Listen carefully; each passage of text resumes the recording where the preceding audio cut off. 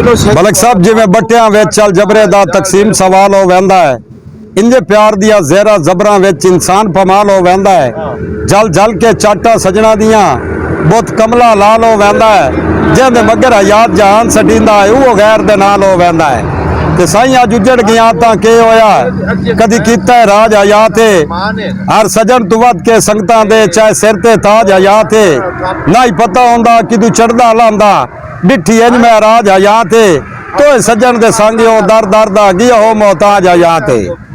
ते तन वरती गल है बंदियां दे जदा गलत नसीब हो वैंदे न, थर भज वैंदे न, जिंदगानी दे हालात अजीब हो वैंदे न। सुख चैन ते सजन नहीं ढूंढियां लभदे, दुख दर्द करीब हो वैंदे न।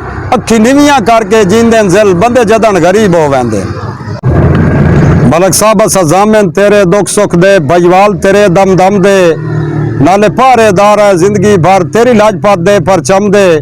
नहीं लालच दर्द किसे गल दा है तालिब नजरे करम दे। तू भी सज्जन को सज्जन सिंजाता कर संगी नेत नहीं लभदे काम दे।